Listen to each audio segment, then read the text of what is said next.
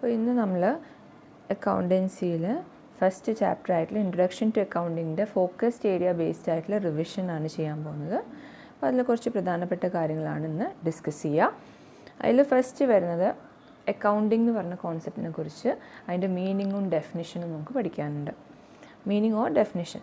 ഇതൊരു ഡെഫിനിഷനായിട്ട് നമുക്ക് പഠിച്ചാൽ അതിൻ്റെ എല്ലാ ഫങ്ഷൻസും ക്യാരക്ടറിസ്റ്റിക്സൊക്കെ നമുക്ക് ഈ ഒരു ഡെഫിനിഷനിൽ നിന്ന് കിട്ടുന്ന ഒരു ഫേമസ് ആയിട്ടുള്ള ഡെഫിനിഷനാണ് ഇപ്പോൾ നമ്മൾ പഠിക്കാൻ പോകുന്നത്. അത് the American institute of certified public accountants AICPA 1941 ഇറക്കിയ ഒരു ഡെഫിനിഷനാണ് അക്കൗണ്ടിങ്ങിൻ്റെ.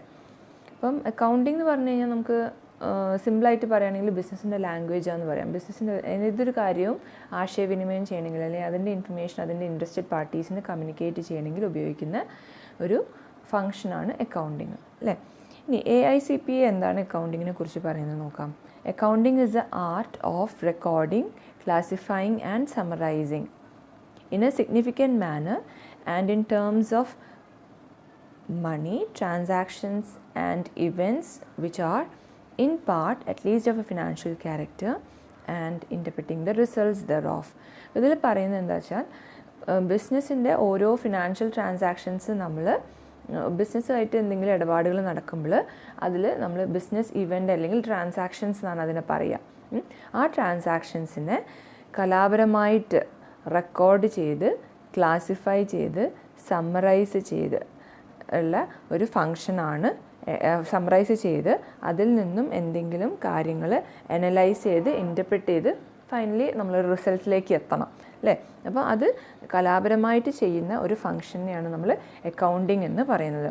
അതാണ് accounting is the art of recording, classifying and summarising. ഇതൊക്കെ ചെയ്യേണ്ടത് എങ്ങനെയാണ്? ഇൻ എ സിഗ്നിഫിക്കൻറ്റ് മാനർ, അതായത് പ്രധാനപ്പെട്ട ബിസിനസ്സിന് ആവശ്യമായിട്ടുള്ള കാര്യങ്ങൾ മാത്രം എടുത്തിട്ടാണ് നമ്മൾ റെക്കോർഡ് ചെയ്ത് ക്ലാസിഫൈ ചെയ്ത് സമ്മറൈസ് ചെയ്യേണ്ടത്. And in terms of money, ആ ട്രാൻസാക്ഷൻ്റെ ട്രാൻസാക്ഷൻസ് അല്ലെങ്കിൽ ആ ഇവൻറ്റ്സ് എങ്ങനെയായിരിക്കണം? മണി ടേംസിൽ റെക്കോർഡ് ചെയ്യാൻ പറ്റുന്നതായിരിക്കണം. അതാണ് പറയുന്നത്. And in terms of money, transactions and events which are in part at least of a financial character. Financial സ്വഭാവമുള്ള ക്യാരക്ടറിസ്റ്റിക്സ് ഉള്ള ട്രാൻസാക്ഷൻസ് അല്ലെങ്കിൽ ഇവൻറ്റ്സ് മാത്രമേ നമ്മൾ എടുക്കാൻ പാടുള്ളൂ. അതുപോലെ അത് ബിസിനസ്സിലേക്ക് സിഗ്നിഫിക്കൻ്റ് ആയിട്ട് റിലേറ്റ് ചെയ്ത് കിടക്കണം, അല്ലേ? പ്രധാനപ്പെട്ട ബിസിനസ്സിലേക്ക് പ്രധാനമായിട്ടുള്ള ഒരു ലിങ്കേജ് ഉണ്ടാവും വേണം അത്തരത്തിലുള്ള ട്രാൻസാക്ഷന്. അപ്പോൾ അത്തരത്തിലുള്ള ട്രാൻസാക്ഷൻസ് മാത്രമേ റെക്കോർഡ് ചെയ്ത് ക്ലാസിഫൈ ചെയ്ത് സമ്മറൈസ് ചെയ്യാൻ പാടുള്ളൂ. പിന്നെ പറയുന്നത് അത് എന്തിനു വേണ്ടിയിട്ടാണ്? ഫോർ ഇൻ്റർപ്രറ്റിംഗ് ദ റിസൾട്ട്സ് ദെയറോഫ്, അതിൽ നിന്ന് എന്തൊക്കെയാണ് ആ ബിസിനസ്സിൽ സംഭവിക്കുന്നത് എന്നുള്ളതിൻ്റെ റിസൾട്ട് കണ്ടെത്താൻ വേണ്ടിയിട്ടാണ്, അത് ഇൻ്റർപ്രറ്റ് ചെയ്യാൻ വേണ്ടിയിട്ടാണ് നമ്മൾ ഈ ഒരു അക്കൗണ്ടിങ്ങിൻ്റെ ഫങ്ഷൻ പെർഫോം ചെയ്യുന്നത്. അപ്പോൾ അതാണ് ഫസ്റ്റ് നമുക്ക് ഈ ഒരു ഡെഫിനിഷനിലൂടെ മനസ്സിലാക്കാനുള്ളത്. ഇനി ആ ഒരു ഡെഫിനിഷനിൽ കൊടുത്തിരിക്കുന്ന പ്രധാനപ്പെട്ട ഫങ്ഷൻസ് ഇതൊക്കെയാണ്. ഒന്ന്, നമ്മൾ ട്രാൻസാക്ഷൻസ് അല്ലെങ്കിൽ ബിസിനസ്സിൽ വരുന്ന ഓരോ ഇവൻറ്റുകൾ റെക്കോർഡ് ചെയ്യണം, അല്ലേ? അത് നമ്മൾ ഒരു ബുക്കിലേക്ക് എഴുതി വെക്കണം. പിന്നെ അതിന് ഗ്രൂപ്പ് ചെയ്യണം. ഒരേ സ്വഭാവം ഉള്ളതിനൊക്കെ ഓരോ ഗ്രൂപ്പിലാക്കി മാറ്റണം. അപ്പോൾ നമ്മൾ asset, liability, capital, expense, income, അതുപോലെ തന്നെ cash transaction, credit transaction, purchases, sales പറഞ്ഞാൽ അങ്ങനെ പല കാറ്റഗറി ആക്കി നമുക്ക് തിരിക്കാം. അപ്പോൾ അങ്ങനെ ഓരോ ക്ലാസിഫിക്കേഷൻ ചെയ്ത് വെക്കുന്നതിനെയാണ് ക്ലാസിഫൈയിങ് എന്ന് പറയുന്നത്. പിന്നെ സമ്മറൈസ് ചെയ്യുക എന്ന് പറഞ്ഞു കഴിഞ്ഞാൽ ഒരു ചുരുക്കി രൂപത്തിൽ കുറേ ട്രാൻസാക്ഷൻസ് ഉണ്ടാവും. അപ്പോൾ അതിൻ്റെയൊക്കെ ഒരു സമ്മറി രൂപം നമ്മൾ പ്രിപ്പയർ ചെയ്യുക. പിന്നെ deals with financial transactions. Accounting എന്ന് പറയുന്നത് ഫിനാൻഷ്യൽ ക്യാരക്ടറിസ്റ്റിക്സ് അല്ലെങ്കിൽ മണി വാല്യൂവിൽ റെക്കോർഡ് ചെയ്യാൻ പറ്റുന്ന ഇടപാടുകൾ മാത്രമേ നമ്മൾ റെക്കോർഡ് ചെയ്യുള്ളൂ. അപ്പോൾ അതാണ് അതിൽ പറയുന്നത്. ഓൺലി ഫിനാൻഷ്യൽ ട്രാൻസാക്ഷൻസിൽ മാത്രമേ ഡീലിംഗ് ഉണ്ടാവുള്ളൂ. പിന്നെ അക്കൗണ്ടിങ് ചെയ്യുന്നൊരു ഫംഗ്ഷനാണ് അനാലിസിസ് ആൻഡ് ഇൻ്റർപ്രിറ്റേഷൻ, അല്ലെങ്കിൽ അനലൈസസ് ആൻഡ് ഇൻ്റർപ്രറ്റ്സ്. ബിസിനസ്സിൻ്റെ ഓരോ ട്രാൻസാക്ഷൻസും വിശകലനം ചെയ്യും, അല്ലേ? അനലൈസ് ചെയ്ത് അതിൽ നിന്ന് ഒരു അർത്ഥം, മീനിങ് ആയിട്ടുള്ളൊരു അർത്ഥം കണ്ടെത്തുക. അതാണ് ഇൻ്റർപ്രിറ്റേഷൻ എന്ന് പറഞ്ഞു കഴിഞ്ഞാൽ. പിന്നെ അത് കഴിഞ്ഞ് നമ്മൾ അപ്പോൾ അങ്ങനെ അതിലൂടെയാണ് നമുക്ക് റിസൾട്ട് കിട്ടുന്നത്, അല്ലേ? ബിസിനസ്സിൽ പ്രോഫിറ്റ് ആണോ ലോസ് ആണോ, ബിസിനസ്സിൻ്റെ ഫിനാൻഷ്യൽ പൊസിഷൻ എന്താണെന്നൊക്കെ നമുക്ക് ഈ അനാലിസിസ് ആൻഡ് ഇൻ്റർപ്രിറ്റേഷനിലൂടെയാണ് നമുക്ക് കണ്ടെത്താൻ സാധിക്കുന്നത്. അതിൻ്റെ ബിസിനസ്സിൻ്റെ പെർഫോമൻസ് എങ്ങനെയാണെന്നുള്ളത് കണ്ടെത്താൻ സാധിക്കുന്നത്. ഇനി അത് കണ്ടെത്തി കഴിഞ്ഞ് കഴിഞ്ഞാൽ പിന്നെ അടുത്ത സ്റ്റേജ് എന്താണ്? അത് ബിസിനസ്സിലേക്ക് ഇൻട്രസ്റ്റഡ് ആയിട്ടുള്ള പല പാർട്ടീസ് ഉണ്ടാവും, അല്ലേ? ഓണേഴ്സ്, കസ്റ്റമേഴ്സ്, അതുപോലെ ബാങ്കേഴ്സ്, പിന്നെ വരുന്നത് സപ്ലയേഴ്സ്, ഡെറ്റേഴ്സ്, ക്രെഡിറ്റേഴ്സ് പോലുള്ള പല പാർട്ടീസ് ഉണ്ടാവും ബിസിനസ്സിൽ കാര്യങ്ങൾ ലിങ്കായി കിടക്കുന്നത്. അപ്പോൾ ഇവർക്കൊക്കെ ആവശ്യത്തിനുള്ള ഇൻഫർമേഷൻ നമ്മൾ കമ്മ്യൂണിക്കേറ്റ് ചെയ്യണം അല്ലേ, അവർക്ക് ആവശ്യമുള്ള ഇൻഫർമേഷൻസ് നമ്മൾ അവർക്ക് എത്തിച്ചു കൊടുക്കണം. അപ്പോൾ ഈ എല്ലാ ഫങ്ഷൻസും കൂടി കൂടിയതിനെയാണ് നമ്മൾ എന്തെന്ന് പറയുന്നത്, അക്കൗണ്ടിങ് എന്ന് പറയുന്നത്. ഇനി അടുത്ത് നമുക്ക് പഠിക്കാനുള്ളത് qualitative characteristics of accounting information.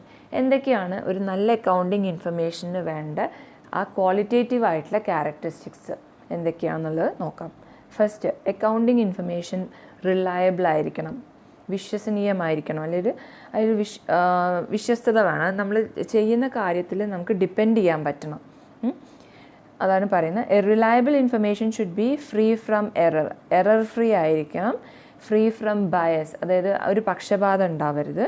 It should B dependable and A faithful representation of facts. അത് ബിസിനസ്സിൻ്റെ കാര്യങ്ങൾ സത്യസന്ധമായിട്ട് റെപ്രസെൻറ്റ് ചെയ്യുന്നതായിരിക്കണം, എറർ ഫ്രീ ആയിരിക്കണം, പക്ഷപാതം ഉണ്ടാവാൻ പാടില്ല, അതാണ് ബയസ്നെസ് ഉണ്ടാവാൻ പാടില്ല. അപ്പം അങ്ങനെ നമുക്ക് ഡിപ്പെൻഡ് ചെയ്യാൻ പറ്റുന്ന ഒരു ഇൻഫർമേഷൻ ആയിരിക്കണം. അതാണ് ഒരു first qualitative characteristics of accounting ഇൻഫർമേഷനായിട്ട് പറയുന്നത്. റിലയബിലിറ്റി, വിശ്വസനീയത. അപ്പോൾ രണ്ടാമത്തെ ക്വാളിറ്റേറ്റീവ് ക്യാരക്ടറിസ്റ്റിക്സ് പറയുന്നത് റെലവൻസ്. റെലവൻസ് എന്ന് പറഞ്ഞു കഴിഞ്ഞാൽ അതിൻ്റെ ഇമ്പോർട്ടൻ്റ്, നമ്മൾ പറഞ്ഞു transactions should be recorded in a significant manner എന്ന് പറയുന്നുണ്ട് അല്ലേ. സിഗ്നിഫിക്കൻറ്റ് മാനർ എന്ന് പറഞ്ഞു കഴിഞ്ഞാൽ അത് പ്രധാനമായിട്ടും ബിസിനസ്സിലേക്ക് റെലവൻ്റ് ആയിട്ടുള്ള കാര്യങ്ങൾ മാത്രം എടുത്താൽ മതി. സിഗ്നിഫിക്കൻ്റ് അല്ലാത്തത് നമ്മൾ എടുക്കണ്ട, അല്ലെങ്കിൽ ഇമ്പോർട്ടൻ്റ് അല്ലാത്തത്, പ്രധാനമല്ലാത്തതൊന്നും നമ്മൾ അതിലേക്ക് വെറുതെ ഇട്ട് കൺഫ്യൂഷൻ ആക്കേണ്ട ആവശ്യമില്ല. അതായത് എങ്ങനെയാണ് റെലവൻസ് വരുന്നത്? To be relevant information must be available at the right time. It should be related to business അല്ലേ. പിന്നെ it should be available at the right time, to the right person and in the right form. ശരിയായിട്ടുള്ള സമയത്ത് ശരിയായിട്ടുള്ള വ്യക്തികൾക്ക് അത് ശരിയായിട്ടുള്ള രീതിയിൽ നമുക്ക് ആ ഒരു ഇൻഫർമേഷൻ എത്തിച്ചു കൊടുത്താലേ അക്കൗണ്ടിങ് ഇൻഫർമേഷൻ റെലവൻ്റ് ആവുള്ളൂ. ഇപ്പോൾ ഒന്ന് ബിസിനസ്സിന് പ്രോഫിറ്റ് ഉണ്ടായാലും ഒരു 10 വർഷം കഴിഞ്ഞിട്ട് ഈ ബിസിനസ്സിൻ്റെ പ്രോഫിറ്റ് കണ്ടെത്തിയിട്ട് കാര്യമുണ്ടോ? ഇല്ല. അത് എപ്പോഴാണോ ആവശ്യം, ഇപ്പോൾ നമ്മൾ കണ്ടെത്തിയാലേ ഇപ്പോഴത്തെ ബിസിനസ് പെർഫോമൻസ് ഇവാലുവേറ്റ് ചെയ്ത് നമുക്ക് അതിൽ കറക്ഷൻസോ വേണ്ട ഇമ്പ്രൂവ്മെൻറ്റ്സ് വരുത്താൻ സാധിക്കുള്ളൂ. അപ്പോൾ അതിൻ്റെ റൈറ്റ് ടൈമിൽ റൈറ്റ് പേഴ്സണിന് റൈറ്റ് ഫോമിൽ ഇൻഫർമേഷൻ എത്തിച്ചു കൊടുക്കണം, അല്ലെങ്കിൽ അത് അവൈലബിൾ ആക്കണം. അപ്പോഴാണ് ഈ ഒരു അക്കൗണ്ടിങ് ഇൻഫർമേഷൻ റെലവൻ്റ് ആണെന്ന് നമുക്ക് പറയാൻ സാധിക്കുകയുള്ളൂ. പിന്നെ പറയുന്നത് അണ്ടർസ്റ്റാൻഡബിലിറ്റി. അണ്ടർസ്റ്റാൻഡബിലിറ്റി കൊണ്ട് ഉദ്ദേശിക്കുന്നത് it must be understood by those to whom it is communicated. The receiver of the information should mean the same as was meant by the sender. അപ്പോൾ understandable എന്ന് പറഞ്ഞു കഴിഞ്ഞാൽ നമ്മൾ കമ്മ്യൂണിക്കേറ്റ് ചെയ്യുന്ന ഇൻഫർമേഷന് അത് കൊടുക്കുന്ന ആൾക്കും അത് റിസീവ് ചെയ്യുന്ന ആൾക്കും ഒരേ രീതിയിൽ ഒരേ അർത്ഥത്തിൽ അത് മനസ്സിലാക്കാൻ സാധിക്കണം. അവിടെ കൺഫ്യൂഷൻ ഉണ്ടാവാൻ പാടില്ല. അപ്പോൾ അത് ഈസി ആയിട്ട് മനസ്സിലാവണം. അണ്ടർസ്റ്റാൻഡബിലിറ്റി കൊണ്ട് അതാണ് ഉദ്ദേശിക്കുന്നത്. ഇനി അടുത്ത് പറഞ്ഞ comparability. Accounting information should help in intra firm comparison, അതായത് comparing results within a firm over a period of time, and inter firm comparison, അതായത് results between different similar firms. അതായത് അക്കൗണ്ടിങ് ഇൻഫർമേഷൻ വെച്ചിട്ട് നമുക്ക് ബിസിനസ്സിനെ കമ്പയർ ചെയ്യാൻ പറ്റണം. ഒരു ബിസിനസ്സിൻ്റെ അതിൽ 2 തരം കമ്പാരിസൺ ഉണ്ട്. ഇൻട്രാ ഫേം എന്ന് പറഞ്ഞു കഴിഞ്ഞാൽ വിത്തിൻ എ ഫേം, ബിസിനസ്സിൻ്റെ ഉള്ളിൽ തന്നെ കമ്പാരിസൺ നടക്കണം. അതെങ്ങനെയാണ് നടക്കുക? ഇപ്പോൾ ഓരോ വർഷത്തിൻ്റെ ഉള്ളിൽ അതേ ബിസിനസ് തന്നെ എങ്ങനെ പെർഫോം ചെയ്തു എന്നുള്ളത് നമുക്ക് കമ്പയർ ചെയ്യാം. ഫസ്റ്റ് ഇയറും സെക്കൻഡ് ഇയറും തേർഡ് ഇയറും അല്ലേ, അല്ലെങ്കിൽ ആദ്യ 5 വർഷവും അടുത്ത 5 വർഷവും എങ്ങനെ പെർഫോം ചെയ്തു. അപ്പോൾ അതൊക്കെ ബിസിനസ്സിൻ്റെ ഉള്ളിൽ ഇൻട്രാ ഫേം കമ്പാരിസൺ ആണ്. അതായത് വിത്തിൻ ദ ബിസിനസ്സാണ് നമ്മൾ കമ്പയർ ചെയ്യുന്നത്. അല്ലെങ്കിൽ അതിൻ്റെ ഉള്ളിലുള്ള പല ഡിപ്പാർട്ട്മെൻറ്റ്സിൻ്റെ പെർഫോമൻസ് എങ്ങനെയാണെന്നുള്ളത് ഒക്കെ വിത്തിൻ ദ ബിസിനസ്സിലുള്ള കമ്പാരിസൺ ആണ് ഇൻട്രാ ഫേം കമ്പാരിസൺ കൊണ്ട് ഉദ്ദേശിക്കുന്നത്. ഇനി ഇൻ്റർ ഫേം കമ്പാരിസൺ ഉണ്ട്, അതായത് ബിറ്റ്വീൻ സിമിലർ ഫേംസ്. ഒരേ ടൈപ്പ് ഓഫ് ഫേംസ് ഉണ്ടാവും. ഇപ്പോൾ ഉദാഹരണം നമ്മൾ നടത്തുന്ന ബിസിനസ് ഒരു ടെക്സ്റ്റൈൽ ബിസിനസ് ആണെന്നുണ്ടെങ്കിൽ നമ്മളുടെ അതേ ലെവലിൽ നടക്കുന്ന മറ്റൊരു ടെക്സ്റ്റൈൽ ബിസിനസ്സായിട്ട് ഈ ഒരു ബിസിനസ്സിൻ്റെ പെർഫോമൻസ് നമുക്ക് കമ്പയർ ചെയ്യാൻ സാധിക്കണം. അപ്പോൾ അതിനൊക്കെ ഉതകുന്ന രീതിയിലുള്ള അക്കൗണ്ടിങ് ഇൻഫർമേഷൻ ആയിരിക്കണം നമ്മളുടെ കയ്യിലുണ്ടാവുന്നത്. അപ്പോൾ അത്തരത്തിലുള്ള ഇൻഫർമേഷൻ എന്താണ്, നല്ല ക്വാളിറ്റി ഉള്ളതാണെന്ന് നമുക്ക് പറയാൻ പറ്റും. അപ്പോൾ ഇത്രയും കാര്യങ്ങളാണ് മനസ്സിലാക്കേണ്ടത്. Qualitative characteristics of accounting information എന്ന് പറയുമ്പോൾ ഒന്ന് റിലയബിലിറ്റി ഉണ്ടാവണം അല്ലേ, അത് വിശ്വസിക്കാൻ പറ്റുന്ന ഇൻഫർമേഷൻ ആയിരിക്കണം. റെലവൻസ് ഉണ്ടാവണം. റെലവൻ്റ് ആവുന്നത് എപ്പോഴാണ്? ശരിയായിട്ടുള്ള ഇൻഫർമേഷൻ ശരിയായിട്ടുള്ള വ്യക്തിയിലേക്ക് ശരിയായിട്ടുള്ള രീതിയിലേക്ക് കറക്റ്റ് സമയത്ത് നമുക്ക് അവൈലബിൾ ആക്കാൻ പറ്റുമ്പോഴാണ്. പിന്നെ പ്രധാനപ്പെട്ട ഇൻഫർമേഷൻ, ബിസിനസ്സിലേക്ക് ലിങ്ക് ആവുന്ന പ്രധാനപ്പെട്ട ഇൻഫർമേഷനിലെ ബിസിനസ് ഡീൽ ചെയ്യാൻ പാടുള്ളൂ. അപ്പോഴേ ഉള്ളൂ റെലവൻ്റ് ആണെന്ന് പറയാൻ പറ്റുക. പിന്നെ വരുന്നത് അണ്ടർസ്റ്റാൻഡബിലിറ്റി. അണ്ടർസ്റ്റാൻഡബിലിറ്റി കൊണ്ട് നമ്മൾ പറയുന്നത് ബിസിനസ്സിൻ്റെ ആ അക്കൗണ്ടിങ് ഇൻഫർമേഷൻ സെൻഡ് ചെയ്ത ആളും റിസീവ് ചെയ്ത ആളും അത് ഒരേ അർത്ഥത്തിൽ അത് മനസ്സിലാക്കണം. അവിടെ ഒരു കൺഫ്യൂഷൻ ഉണ്ടാകാൻ പാടില്ല. ഒരാൾ സെൻഡ് ചെയ്തത് ഇന്നതാണെന്നുണ്ടെങ്കിൽ വേറെ ആൾ റിസീവ് ചെയ്ത് മനസ്സിലാക്കിയത് വേറെ അർത്ഥം ഉണ്ടാവാൻ പാടില്ല ആ ഒരു സെയിം ഇൻഫർമേഷന്. അപ്പം it should be easy to understand. അപ്പോൾ കമ്മ്യൂണിക്കേറ്റ് ചെയ്യുന്നത് കറക്റ്റായിരിക്കണം, അവിടെ ഗ്യാപ്പ് ഉണ്ടാവാൻ പാടില്ല. പിന്നെ കമ്പയറബിലിറ്റി കൊണ്ട് ഉദ്ദേശിക്കുന്ന 2 രീതിയിലുള്ള കമ്പാരിസൺ ഉണ്ട്. വിത്തിൻ എ ഫേം, ഒരു ബിസിനസ്സിൻ്റെ ഉള്ളിൽ കമ്പാരിസൺ നടക്കും. അതായത് ഓരോ വർഷത്തിലുള്ള പെർഫോമൻസ് എങ്ങനെയാണ്, ഇമ്പ്രൂവ്മെൻ്റ് ആണോ അതോ അതിൽ നേരെ വിപരീതമാണോ നടക്കുന്നത് എന്ന് നമുക്ക് കമ്പയർ ചെയ്യാൻ സാധിക്കും. അതുപോലെ തന്നെ പല ഫേമുകൾ തമ്മിൽ, ഒരേ ഫേംസിന് സിമിലർ ആയിട്ടുള്ള ഫേമുകൾ തമ്മിൽ നമുക്ക് എന്ത് ചെയ്യാം, നമ്മളുടെ ഫേംസിനെ വെച്ച് കമ്പയർ ചെയ്യാം. അപ്പോൾ അവരെക്കാട്ടിലും മെച്ചപ്പെട്ടിട്ടാണോ നമ്മളുടെ ഫേം നിൽക്കുന്നത്. അപ്പോൾ അതിനെയാണ് ഇൻട്രാ ഫേം എന്ന് പറഞ്ഞാൽ ഫേമിൻ്റെ ഉള്ളിലാണ്. ഇൻ്റർ ഫേം എന്ന് പറഞ്ഞു കഴിഞ്ഞാൽ ബിറ്റ്വീൻ ഡിഫറെൻറ്റ് ഫേംസ് ആണ് കമ്പാരിസൺ നടക്കുന്നത്. അപ്പോൾ ഇതും പ്രധാനപ്പെട്ട ക്വാളിറ്റേറ്റീവ് ക്യാരക്ടറിസ്റ്റിക്സ് ഓഫ് അക്കൗണ്ടിങ് ഇൻഫർമേഷനാണ്. ഇതും നമുക്ക് ആവശ്യമുള്ളൊരു ടോപ്പിക്കാണ്. പിന്നെ വരുന്ന വേറൊരു ടോപ്പിക്കാണ് ഒബ്ജക്റ്റീവ്സ് ഓഫ് അക്കൗണ്ടിങ്. ഇത് നമ്മൾ അറിഞ്ഞിരിക്കണം അക്കൗണ്ടിങ്ങിൻ്റെ. കാരണം നമ്മളൊരു അക്കൗണ്ടിങ് എന്താണെന്ന് പഠിക്കുകയാണ്, അതെങ്ങനെയാണ് ചെയ്യാനൊക്കെ പഠിക്കുന്നത്. അപ്പോൾ അതിൻ്റെ ലക്ഷ്യങ്ങൾ എന്താണെന്നുള്ളത് കൃത്യമായിട്ട് നമുക്ക് അറിവുണ്ടായിരിക്കണം. അപ്പോൾ അതിൽ ഫസ്റ്റ് ഒബ്ജക്റ്റീവ് പറയുന്നത് maintenance of records of business transaction. ഇപ്പോൾ ഫസ്റ്റ് എന്ന് പറഞ്ഞു കഴിഞ്ഞാൽ അക്കൗണ്ടിങ്ങിൻ്റെ മെയിൻ ഒബ്ജക്റ്റീവ് എന്ന് പറഞ്ഞു കഴിഞ്ഞാൽ to maintain records of business transaction. ബിസിനസ്സിൻ്റെ ഓരോ ഇടപാടുകളുടെ റെക്കോർഡുകളാക്കി അത് സൂക്ഷിച്ച് വെക്കുക. റെക്കോർഡുകൾ ബിസിനസ്സിൽ ഓരോ ഇവൻറ്റുകൾ നടക്കുമ്പോൾ, ഇടപാടുകൾ നടക്കുമ്പോൾ അതെല്ലാം ഒരു റെക്കോർഡായിട്ട് ബിസിനസ്സിൽ സൂക്ഷിച്ച് വെക്കുക എന്നുള്ളതാണ് അക്കൗണ്ടിങ്ങിൻ്റെ ഒരു പ്രധാനപ്പെട്ട ലക്ഷ്യം. ഇനി അത് എന്തിനൊക്കെ സഹായിക്കും നോക്കാം. Accounting is used for the maintenance of systematic record of all financial transactions in the books of accounts. എല്ലാ ഫിനാൻഷ്യൽ ട്രാൻസാക്ഷൻസിൻ്റെയും ഒരു സിസ്റ്റമാറ്റിക് ആയിട്ടുള്ള റെക്കോർഡ് നമ്മൾ തയ്യാറാക്കി വെക്കാൻ അക്കൗണ്ടിങ് സഹായിക്കുന്നുണ്ട്. അപ്പോൾ അതിലൂടെ നമുക്ക് ബിസിനസ്സിൻ്റെ പെർഫോമൻസ് എങ്ങനെയാണെന്നുള്ളത് വിലയിരുത്താൻ സാധിക്കും. Performance evaluation. അടുത്തത് ബിസിനസ്സിൽ പല തീരുമാനങ്ങൾ എടുക്കാൻ അത് സഹായകമാവും. ഡിസിഷൻ മേക്കിങ്ങിന് സഹായിക്കും. അടുത്തത് ഹെൽപ്സ് ഇൻ വെരിഫയബിലിറ്റി. എന്തെങ്കിലും നമ്മൾ ചെയ്യുന്ന കാര്യത്തിൽ പല കാര്യങ്ങളും നമുക്ക് സംശയം ഉണ്ടെങ്കിൽ അല്ലെങ്കിൽ എറേഴ്സൊക്കെ ഉണ്ടോ എന്നുള്ളത് ചെക്ക് ചെയ്യാൻ അല്ലെങ്കിൽ വെരിഫൈ ചെയ്യാൻ സാധിക്കും.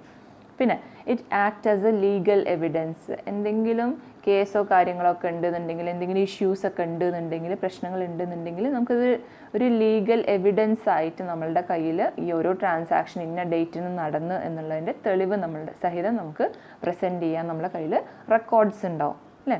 അപ്പോൾ അതാണ് ഒരു റെക്കോർഡായിട്ട് നമ്മൾ ഈ ബിസിനസ് ട്രാൻസാക്ഷൻ മെയിൻറ്റെയിൻ ചെയ്താലുള്ള ഗുണം. അപ്പോൾ അതാണ് ഇതിൻ്റെ അക്കൗണ്ടിങ്ങിൻ്റെ ഫസ്റ്റ് പറയുന്ന മെയിനായിട്ടുള്ള ലക്ഷ്യം. ഇനി അടുത്ത ലക്ഷ്യം എന്ന് പറഞ്ഞു കഴിഞ്ഞാൽ calculation of profit or loss അല്ലേ. നമ്മൾ എന്തിനാണ് അക്കൗണ്ട് പ്രിപ്പയർ ചെയ്യുന്നത്? അപ്പം നമ്മൾ ഈ പ്രിപ്പയർ ചെയ്തതൊക്കെ ലാസ്റ്റ് എത്തുന്നത് ഫൈനൽ അക്കൗണ്ട്സിലേക്കാണ് അല്ലേ. അവിടെ നമ്മൾ ബിസിനസ്സിൻ്റെ പ്രോഫിറ്റും ലോസൊക്കെ കണ്ടെത്തുകയാണ് അല്ലേ. അപ്പോൾ അത് അടുത്ത ലക്ഷ്യമാണ്. The owners of business want to know the profit or loss of business. It is done by preparing trading and profit and loss account. അപ്പോൾ അത് ഓണേഴ്സിന് എപ്പോഴും എന്ത് വേണം? അവർ ചെയ്യുന്ന ബിസിനസ്സിന് പ്രോഫിറ്റ് ആണോ ലോസ് ആണോ, ലാഭമാണോ നഷ്ടമാണോ ഉണ്ടായത് എന്നുള്ളത് അറിയണം. അപ്പോൾ അതെങ്ങനെയാണ് കണ്ടെത്തുന്നത്? അവർ trading and profit and loss account prepare ചെയ്തിട്ടാണ് ഈ പ്രോഫിറ്റോ ലോസോ കണ്ടെത്തുന്നത്. അതിൽ ട്രേഡിംഗ് അക്കൗണ്ട് പ്രിപ്പയർ ചെയ്താൽ നമുക്ക് എന്താ കിട്ടുക? ഗ്രോസ് പ്രോഫിറ്റ് അല്ലെങ്കിൽ ഗ്രോസ് ലോസ് കണ്ടെത്താം. അതുപോലെ തന്നെ പ്രോഫിറ്റ് ആൻഡ് ലോസ് അക്കൗണ്ടിലൂടെ നെറ്റ് പ്രോഫിറ്റ് അല്ലെങ്കിൽ നെറ്റ് ലോസ് എത്രയുണ്ട് എന്നുള്ളത് കണ്ടെത്താൻ സാധിക്കും. ഇനി മൂന്നാമത്തേത് പറയുന്നത് എന്താണ്? Depiction of financial position. അടുത്തത് നമ്മൾ ട്രേഡിംഗ് പ്രോഫിറ്റ് ആൻഡ് ലോസ് ഉണ്ടാക്കി കഴിഞ്ഞ് കഴിഞ്ഞാൽ അടുത്ത സ്റ്റെപ്പ് നമ്മൾ ബാലൻസ് ഷീറ്റ് ഉണ്ടാക്കുകയാണ് അല്ലേ. ബാലൻസ് ഷീറ്റ് ഉണ്ടാക്കുമ്പോഴാണ് നമുക്ക് എന്ത് കിട്ടുന്നത്? ഫിനാൻഷ്യൽ പൊസിഷൻ എന്താണെന്നുള്ളത് കണ്ടെത്താൻ സാധിക്കുന്നത് അല്ലേ. അപ്പോൾ അതാണ് അടുത്തത് പറയുന്നത്. Accounting also aims at ascertaining the financial position of business.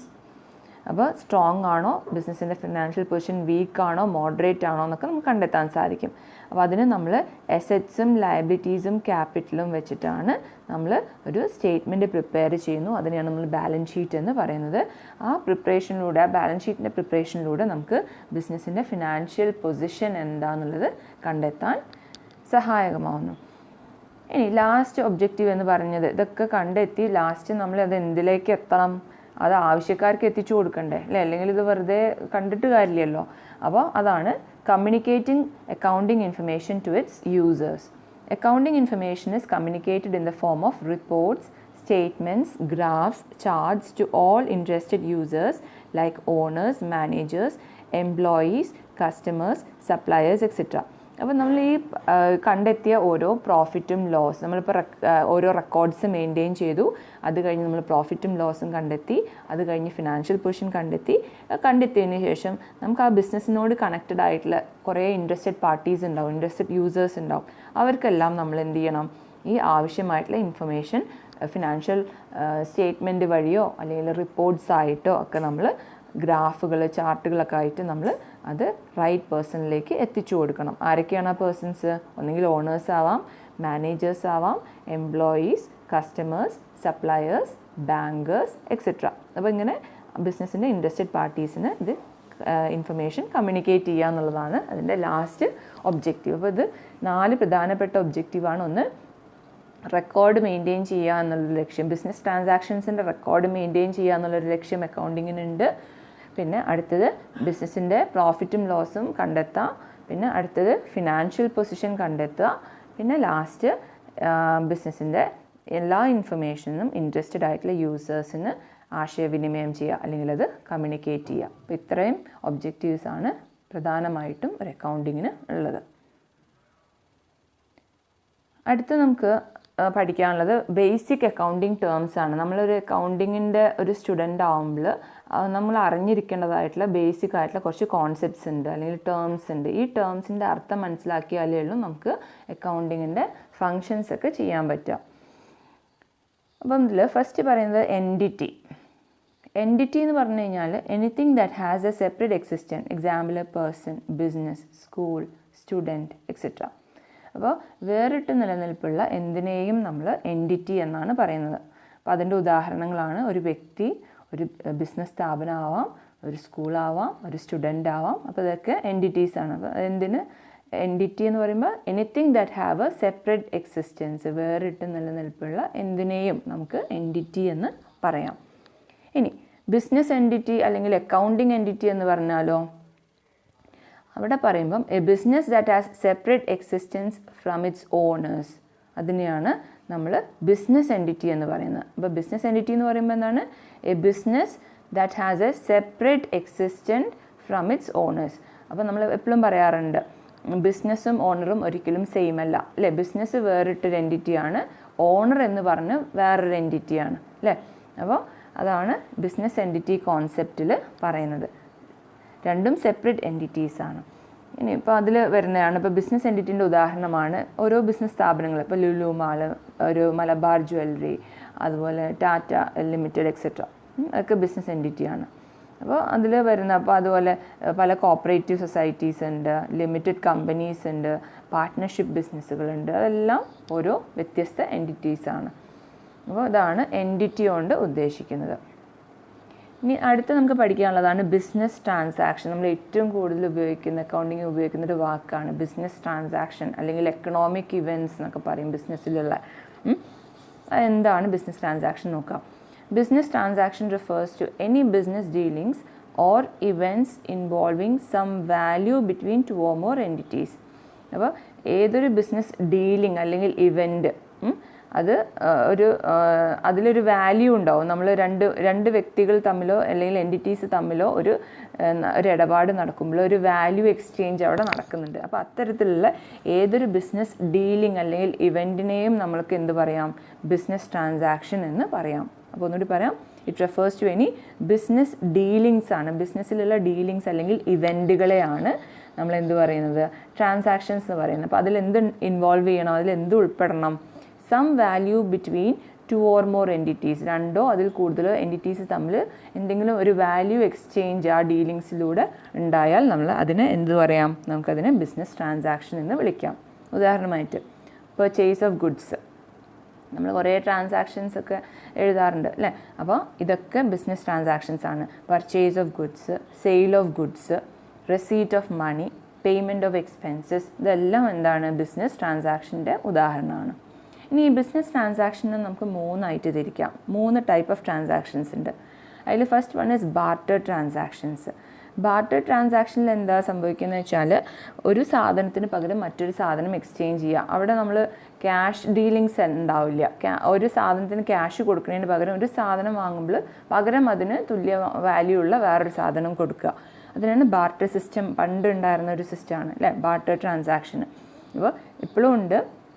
അപ്പോൾ അതിൽ വരുന്നതാണ് items are exchange for other items. പിന്നെ അടുത്തത് ക്യാഷ് ട്രാൻസാക്ഷൻസ്. ക്യാഷ് ട്രാൻസാക്ഷൻസ് പറയുമ്പോൾ നമ്മൾ എന്തെങ്കിലും ക്യാഷ് കൊടുത്ത് സാധനം വാങ്ങുക അല്ലെങ്കിൽ ക്യാഷ് ഉള്ളൊരു ഇതിൽ വിൽക്കുകയോ ചെയ്യുമ്പോഴാണ് ക്യാഷ് ട്രാൻസാക്ഷൻ ആവുന്നത്. അപ്പോൾ അവിടെ immediate payment or receipt of cash നടക്കുന്നുണ്ട്. അപ്പോൾ ഒരു സാധനം ഒന്നെങ്കിൽ നമ്മൾ ക്യാഷിന് വാങ്ങുക അല്ലെങ്കിൽ ഒരു സാധനം ക്യാഷിന് വിൽക്കുക. അപ്പോൾ അവിടെ ക്യാഷിന് വാങ്ങുകയാണെന്നുണ്ടെങ്കിൽ അവിടെ നമ്മൾ എന്ത് ചെയ്യണം, ഇമ്മീഡിയറ്റ് ആ വാങ്ങിയ സാധനത്തിൻ്റെ ഇമ്മീഡിയറ്റ് പേയ്മെൻറ്റ് കൊടുക്കണം. ഇനി വിൽക്കുകയാണെന്നുണ്ടെങ്കിൽ ആ വിൽക്കുമ്പോൾ നമുക്ക് എന്ത് കിട്ടും, ഇമ്മീഡിയറ്റ് ആയിട്ടൊരു ക്യാഷിൻ്റെ റെസീറ്റ് നമ്മളെ കയ്യിൽ ക്യാഷായിട്ട് നമുക്ക് അത് കിട്ടും. അപ്പോൾ അതിനെയാണ് ക്യാഷ് ട്രാൻസാക്ഷൻസ് എന്ന് പറയുന്നത്. പിന്നെ വരുന്നത് ക്രെഡിറ്റ് ട്രാൻസാക്ഷൻസ്. ക്രെഡിറ്റ് ട്രാൻസാക്ഷൻ എന്ന് പറയുമ്പം അവിടെ പെട്ടെന്ന് തന്നെ അതിൻ്റെ ക്യാഷ് നമ്മൾ കൊടുത്ത് സെറ്റിലാക്കില്ല. നമ്മളൊരു സമയം പറയും, പിന്നീട് തരാമെന്ന് പറയും, പക്ഷേ സാധനം നമുക്ക് എടുക്കാം അല്ലെങ്കിൽ സാധനം നമ്മൾ വിൽക്കും. അപ്പോൾ അതാണ് immediate payment or receipt of cash ഉണ്ടാവില്ല. അല്ലെങ്കിൽ വേറെ രീതിയിൽ പറയുകയാണെങ്കിൽ payment or receipt of cash is postpone to a future date. ഏതെങ്കിലും ഒരു ഫ്യൂച്ചർ ഡേറ്റിലേക്ക് നമ്മൾ അതിൻ്റെ പേയ്മെൻറ്റോ അതിൻ്റെ റെസീറ്റോ അതിൻ്റെ സെറ്റിൽമെൻറ്റ് നമ്മൾ മാറ്റിവെക്കുകയാണ്. ട്രാൻസാക്ഷൻ നടക്കും, പക്ഷേ അതിൻ്റെ പേയ്മെൻറ്റ് നമ്മൾ പിന്നീട് തരാം അല്ലെങ്കിൽ അതിൻ്റെ റെസീറ്റ് നമ്മൾ പിന്നീട് എടുക്കാം എന്നുള്ളൊരു കണ്ടീഷനിലായിരിക്കും അവിടെ വരുന്നുണ്ടാവുക. അതിനെയാണ് നമ്മൾ എന്ത് പറയുന്നത്, ക്രെഡിറ്റ് ട്രാൻസാക്ഷൻ. ഇപ്പം ക്യാഷ് ട്രാൻസാക്ഷൻ്റെ എക്സാമ്പിളാണ് സോൾഡ് ഗുഡ്സ് ഫോർ ക്യാഷ് അല്ലെങ്കിൽ purchased goods for cash. Credit ട്രാൻസാക്ഷൻ്റെ ഉദാഹരണങ്ങളാണ് sold goods on credit to Anand അല്ലെങ്കിൽ purchased goods on credit from Anand. ഇനി അടുത്തത് ഫിനാൻഷ്യൽ ക്രെഡിറ്റ് എന്ന് പറയുമ്പോൾ അവിടെ ഉദ്ദേശിച്ചത് കടത്തിന് ഉള്ള അതാണ്. ക്യാഷ് എന്ന് പറയുമ്പം അത് നമ്മൾ ഇമ്മീഡിയറ്റ് ആയിട്ട് അത് ക്യാഷിൽ സെറ്റിൽ ചെയ്യും. ക്രെഡിറ്റ് ട്രാൻസാക്ഷനിൽ അവിടെ എന്താണ്, കടത്തിനാണ് നമ്മൾ വാങ്ങുകയും വിൽക്കുകയും ചെയ്യുന്നത്. അപ്പോൾ അങ്ങനൊരു വ്യത്യാസം.